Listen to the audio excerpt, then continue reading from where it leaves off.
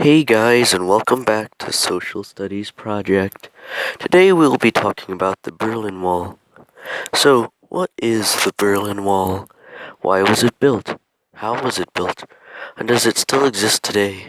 In this video, I'll be answering all of these questions. But to do so, we must look at the past and how this came to be. It all started in 1945 at the end of World War II, when the victors came together at the Yalta and Potsdam conferences to divide Germany into four Allied occupation zones. East Germany would go to the Soviet Union, while the western part went to the United States, Great Britain, and France. This is a map of Germany, an accurate representation of how it was split. The United States, Great Britain, the Soviet Union, and France. This division between the communist and non-communist Europe was part of the Iron Curtain. The restriction of Western trade and movement made a virtually impassable barrier. The Iron Curtain lies within the Soviet blockade. We'll get to that in just a sec. You might have noticed that Berlin was entirely within the communist side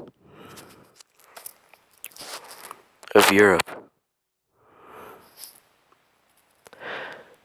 but it is still divided into four equal sectors in the same way. Russians have determined to remove the United States, Britain, and France from Berlin, and created a Soviet blockade in 1948, and attempted to starve them from the city.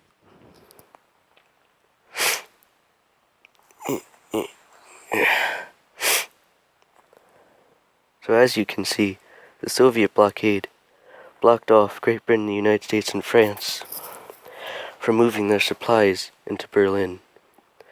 So the United States, Great Britain, and France devised a plan called the Berlin Airlift that would have planes fly into the Soviet Union and drop off necessary supplies such as fuel, money, and food. This is real currency.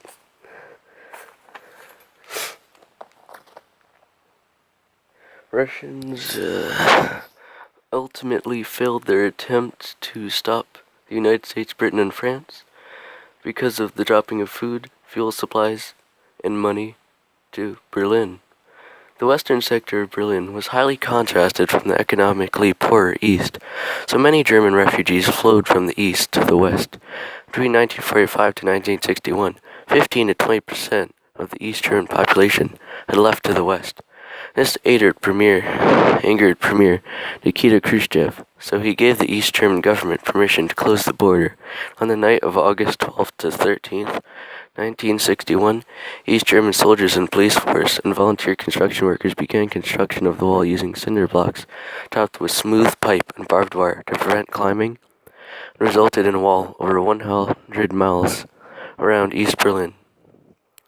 As the decades went on, the wall had additions of tall concrete walls, electrified fences, fortifications, watchtowers, spike traps, guard dogs, searchlights, and minefields, as well as a 100-meter area covered in sand called the Death Strip because it was provided an easier site for the guards to shoot.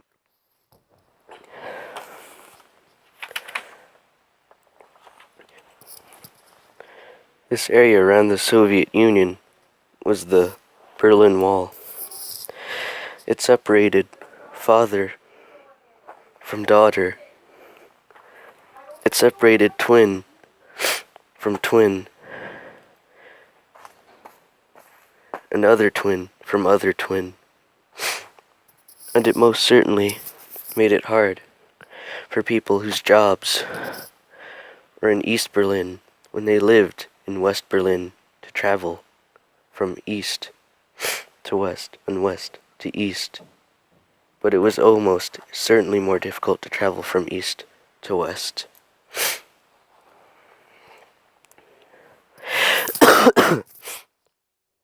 So this wall was fortified with things such as spike strips,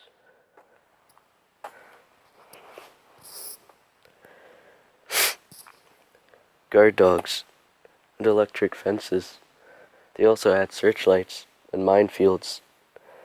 And of course, we can't forget about the 100-meter sand strip.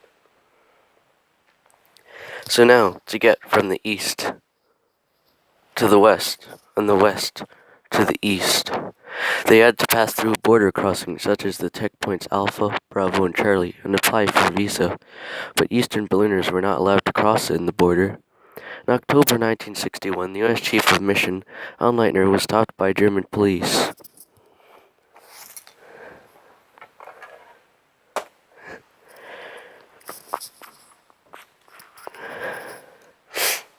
He was driving across at one of the checkpoints, but he was then stopped dead in his tracks by police.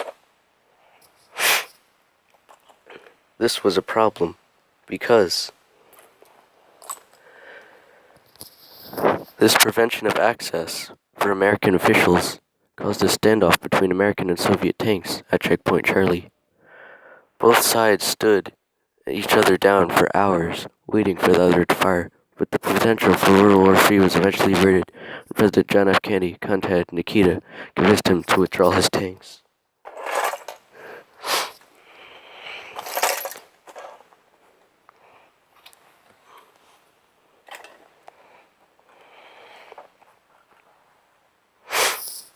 This is an accurate representation of the many tanks that were on both sides, and President John F. Kennedy trying to convince Nikita Khrushchev to take away his tanks to stop the possible World War III.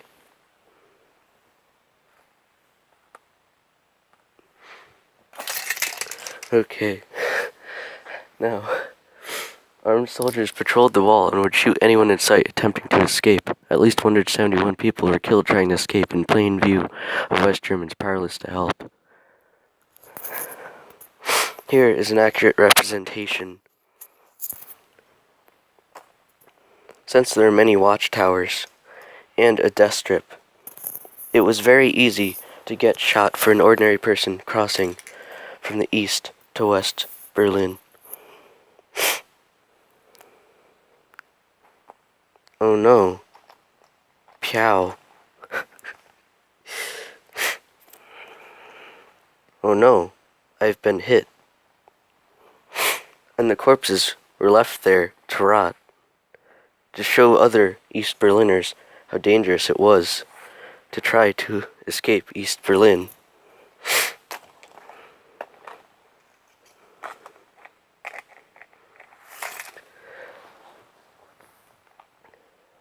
Escape, however, was not impossible. Different methods were used, such as hot air balloons,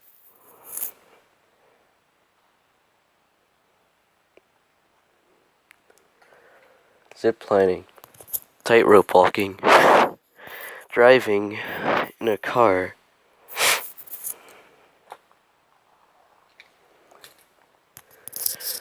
without a windshield, by swimming,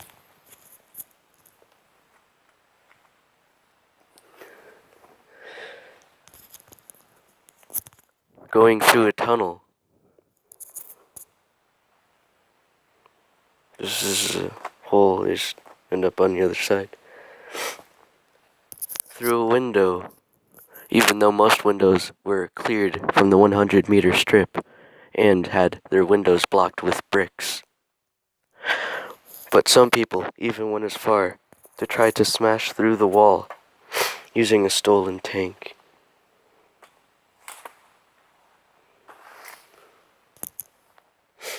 On June 26, 1963, John F. Kennedy visited Berlin and made a speech known as Ich bin ein Berliner, referring to himself as a Berliner in spirit to show that the United States would fully support West Berliners and Germany. But while he protested, he knew a wall was better than a war. Ich bin der Berliner.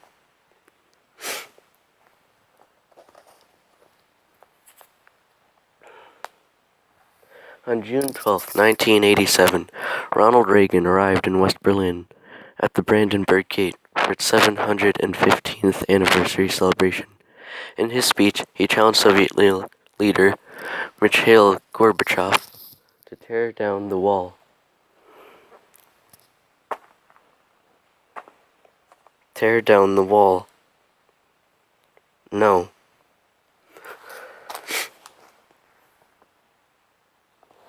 On November 9th, 1989, with the Cold War thawing and a political change occurring across the Eastern Bloc, the Eastern German government announced that all Democratic Republic citizens could visit West Germany, and the West Berlin and Gunter Schabowski and the East German communist official had announced a new freedom of travel for East Germans to the West with a visa at any border crossing immediately.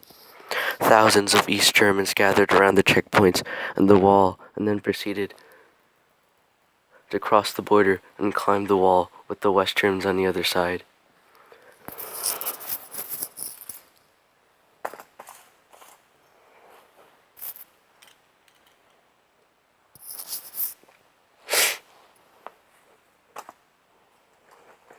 Kind of just smacked the wall with whatever they could find. And then some climbed atop the wall and danced on it. But eventually, most of the wall was removed with the help of bulldozers.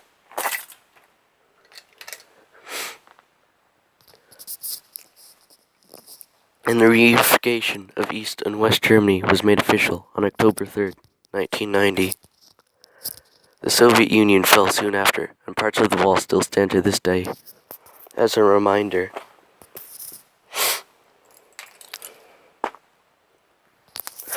that any barrier put up to impede freedom can also be taken down. And that is going to be the end of our social studies project.